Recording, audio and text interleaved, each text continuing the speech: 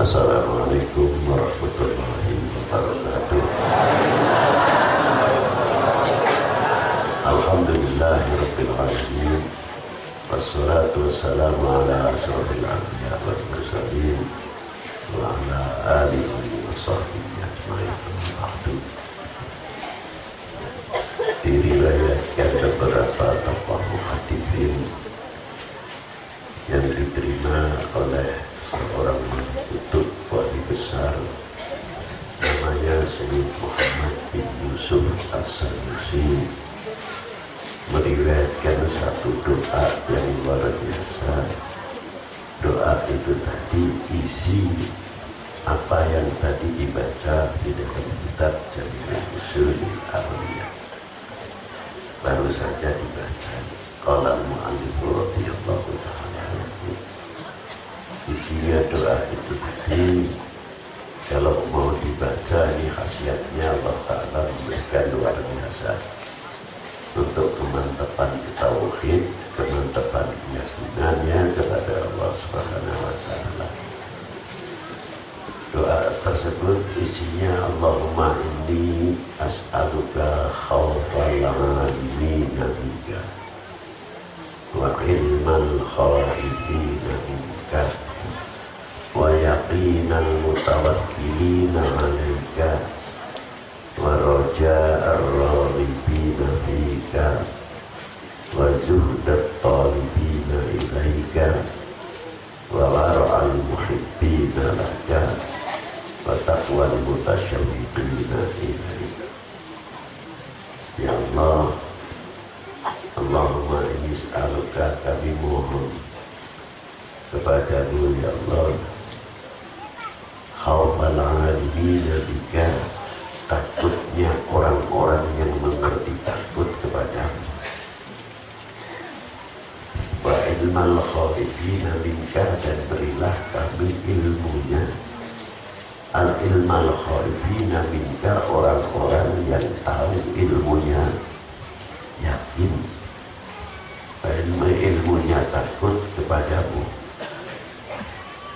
dan berilah kami ilmunya satu keyakinan sebagaimana Engkau telah memberikan ilmunya orang-orang yang betul-betul yakin kepadamu. Wa yaqinal mutawakkilina alaika, dan berilah kami ilmu-ilmunya orang-orang yang yakin mengerti bertawakal kepadamu. Wa raja'ar raghibina fika, dan berilah kami ilmunya orang-orang yang ngerti mengharap kepadamu belaka. Wa zuhdat talibina, wa zuhdat talibina anka, masih ngapal lah tuh nanti. Wa zuhdat talibina ilaika, dan berilah kami orang ilmunya orang-orang yang zuhud, juhud di dalam segala sesuatu kepadamu, dan jadikanlah kami orang-orang yang mahabbah, orang ilmunya orang yang mahabbah, ngerti betul dan bersih orang-orang itu cara mahabbahnya kepadamu, dan jadikanlah kami orang-orang yang bertakwa, orang-orang yang mengerti takwa yang sebenarnya, kesengsem, taqwal mutasyawiqina ilaika, kepadamu. Al-mutasyawiqin kalau Jawa mudah kesengsem. Ma'asyiral hadirina rahimakumullah, ternyata doa ini sangat penting sekali, sehingga ketika kita itu hanya mengerti takut tapi tidak tahu tempatnya takut, menempatkan takut, dia juga sulit kepada Allah Subhanahu wa Ta'ala. Takutnya orang-orang yang arifin menambahkan keyakinan, tapi takutnya kita orang awam terkadang merubah, timbul syaknya kepada Allah Subhanahu wa Ta'ala karena tidak mengerti ilmu yakin kepada Allah Subhanahu wa Ta'ala. Satu contoh, orang kena penyakit, orang ini sudah yakin betul saya itu sakit. Mestinya kalau dikembalikan kepada tauhid, dengan penyakit yang diendap oleh seseorang yang sakit akan menambahkan ketakutannya kepada Allah, bukan menambahkan takutnya mati, bukan. Kalau kita biasanya di babak takutnya mati. Awal, saya tidak menyalahkan. Tapi sebetulnya ketika kita takut kepada mati, mestinya kita bertanya, apa yang harus kita bawa? Apa sekadar kita takut mati? Tapi yang paling berat ketika kita menghadapi kematian, keyakinan itu ikut membentengi kepada kami atau tidak? Sebab ketika orang mati datang, didatangi oleh Israel, semua apapun akan keluar menggoda di dalam peranan orang sekaratul maut. Yang iblis datang, yang lain-lain datang menggoda di waktu sekaratul maut. Yang berperan di situ keimanan dan keyakinan yang akan membentengi kita semua, sehingga dengan keyakinan itu sendiri mencapai meraih ala husnul khotimah.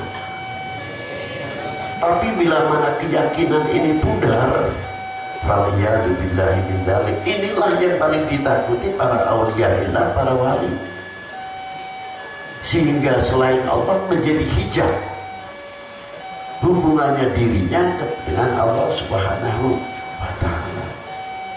Karena apa sebabnya? Tawakulnya kurang, mengharapnya kurang. Sama ketika orang sakit itu tadi, kita yakin sama Allah Subhanahu wa Ta'ala. Dengan adanya penyakit ini akan menambahkan ketakwaan kita kepada Allah. Bukan berarti nambah sholatnya karena fisiknya sudah lemah, bukan itu. Menambah keyakinannya. Ketika sakit itu mestinya akan bertanya pada dirinya, kalau sudah sakit begini ini, kamu mau sombong di mana letaknya kesombong?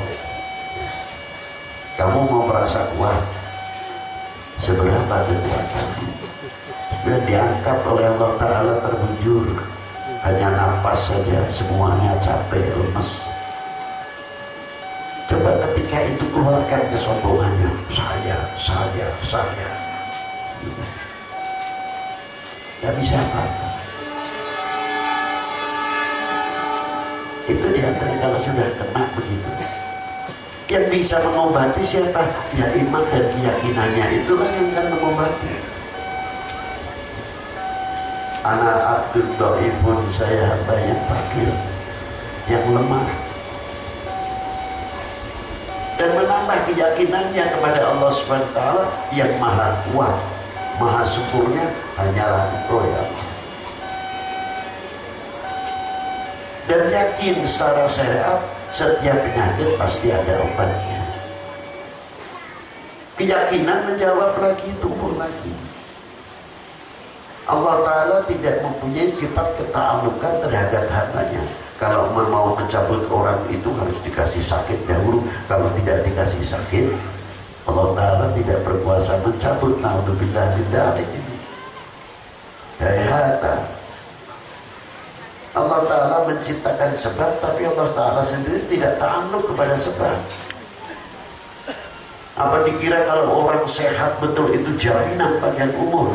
Kekuasaan sehat itu apa sih? Bukan Tuhan kok. Makanya jangan suka mudah berbicara syirik. Kesehatan itu pun juga kalau kita beriktikad sehat adalah segala-galanya, yaitu kalau tidak tepat menjaga keyakinannya mendekati kesyirikan. Sehat itu bisa memberikan panjang umur, siapa bilang? Umur itu sudah maktub. Tinggal kita minta panjang umur, ma'asehah wal-afiyah, disertai sehat, kan gitu. Sehat tidak jaminan pasti. Kalau orang sehat mesti panjang umur. Banyak orang-orang tidak merokok, olahraga, check up jantung setiap minggu, check up darah dan lain sebagainya. Duduk saja nggak apa-apa, nggak ada kabar, tahu-tahu kelihatannya tidur, wassalam. Ada lagi habis olahraga, muter, masih duduk hanya selak, wassalam. Lihat ya. Jadi Allah Ta'ala tidak mempunyai sifat keta'alukan. Kalau orang itu sehat, kalau Allah Ta'ala tidak bisanya pun siapa bilang. Sebaliknya ketika orang itu kena penyakit yang luar biasa, kalau keyakinannya tidak mampan, berubah keyakinan itu. Itulah kita ini sakit ya Allah. Coba ikhtiar sana, ikhtiar sini. Keyakinannya katanya si Kiai Anu mujarab, mustajabah doanya. Saya masih begini, nah muncul lagi begini. Timbul lagi. Timbulnya karena melihat tokoh ulama yang memberikan ikhtiar itu tadi, timbul rasa keyakinannya karena merasa tidak diijabah. Berubah keyakinan. Tapi coba, kalau keyakinan itu semakin kuat, semakin mengetahui, ya ternyata yang bisa menyembuhkan itu Allah Subhanahu wa Ta'ala. Kita itu kan ikhtiar, diijabah atau tidak, sudah ikhtiar mendapat pahala. Itulah keyakinan. Kalau disertai dengan tawakal, disertai dengan husnudzon billah jalla wa ala. Itu keyakinan itu. Maka pentingnya sekali doa tersebut, bayakinal mutawakkilina alaika. Berilah kami ya Allah ya ilmu yakin sebagaimana engkau memberi kepada orang-orang yang mengerti, yakin dan tawakal kepadamu. Inilah kehebatan daripada isi doa dan kitab tadi. Dari itu keyakinan itu akan menambah, membentengi kewajiban semuanya. Untuk membentengi keyakinan-keyakinan itu, maka Allah Ta'ala menciptakan menjadi penolong, sebab penolong terhadap para du'afa, orang-orang yang lemah, dhaif atau keyakinannya. Allah Ta'ala menjadikan para anbiya khususnya yang diberi mukjizat untuk menambah iman dan keyakinannya. Setelah para nabi tidak ada, diberi al-ulama wal aulia, diberi kelebihan-kelebihan al-karomah untuk apa? Sebab menjadi nambah keyakinan dan keimanannya. Contoh umpamanya, ketika kita syak muncul, apa itu? Nabi Isa itu seumur lagi loh. Saya percaya itu mukjizat ya.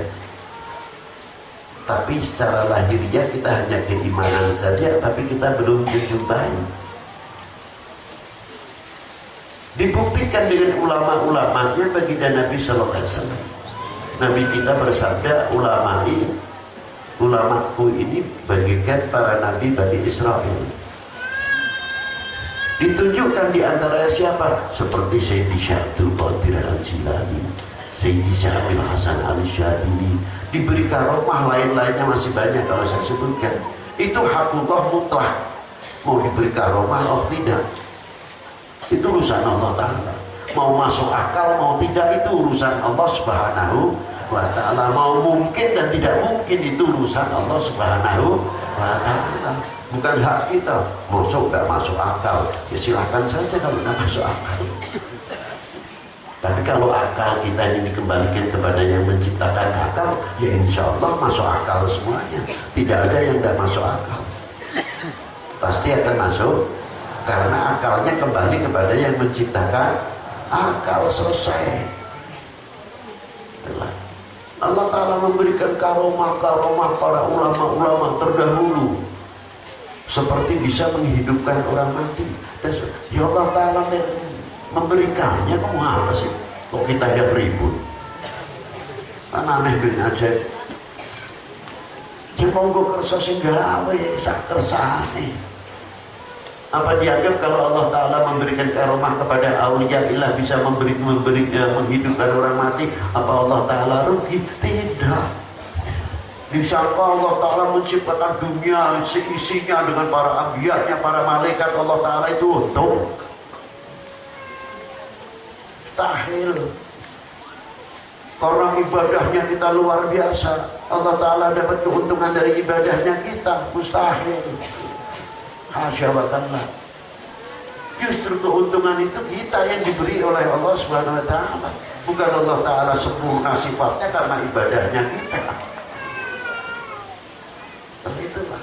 Maka ketika Allah Ta'ala memberikan karomah kepada aulia yang besar, sama sekali tidak ada keuntungan di hadapan Allah Subhanahu wa Ta'ala, dan tidak akan menambah sifat kesempurnaannya Allah Subhanahu wa Ta'ala. Itu tauhid namanya. Itulah. Jadi sakersanya Allah Ta'ala. Orang itu ada yang amalnya tidak kelihatan. Allah Ta'ala menciptakan 2 malaikat untuk menulis apa? Amal lahiriah, yang batiniah malaikat tidak tahu. Jangan dikira ngerti. Yang satu menulis yang baik, yang satu menulis tidak baik. Tanpa kedua malaikat pun apa dikira Allah Ta'ala tidak mengetahui? Maha mengetahui. Jadi kedua Allah Ta'ala menciptakan 2 malaikat ini untuk kepentingan siapa? Keuntungan kalian, untuk keuntungan kita, supaya kita tahu agungnya rahmatnya Allah Subhanahu wa Ta'ala. Di situ letaknya. Ternyata apa yang ditulis oleh para malaikat baik dan buruknya, ketika orang itu diangkat masuk ke surganya, malaikat yang menulis segala kebaikan dan segala kejelekan, ya Allah, ini kok tidak ada dalam catatan saya. Mengapa orang ini jelas kelihatannya begini-begini kok bisa masuk surga? Ada satu amal yang engkau tidak ketahui. Aku maha mengetahui. Ini a'lamu ma la ta'lamun. Nah, itu luar biasa. Dan ketika menunjukkan ada amal yang baik, ini amalnya baik-baik begini, mengapa tidak diterima ya Allah? Karena kamu tidak mengetahui apa yang aku ketahui. Ada sesuatu yang menghancurkan ini semuanya. Ini Allah Subhanahu wa Ta'ala. Dengan kita mengetahui yang demikian, apalagi bangkit dari kubur. Ya terserahlah, ada orang yang tidak percaya, katanya di kubur dia bakal ditanya, ya monggo kerso, kalau itu pendapatnya sih. Dia bakal ditanya marrobuka wa manabiyuka wa itu kamu ngomong. Tapi saya yakin pertanyaan kubur, soal kubur ada. Serah yang pendapatnya begitu. Bangkit dari kubur, pakai mizan, timbangan dan sebagainya. Apa orang itu, apa Allah Ta'ala tidak mengetahui amal perbuatan orang itu baik buruk? Maha mengetahui. Tanpa timbangan pun maha mengetahui. Lah, timbangan itu untuk siapa? Untuk makhluknya, supaya tahu kebesaran Allah Subhanahu wa Ta'ala. Muamalah apa yang kita kerjakan, umpamanya kita setiap malam 1 khataman Al-Quran, baca zikir sekian, baca tasbih sekian, baca sholawat sekian, telah dikumpulkan semuanya pahala, biar tahu.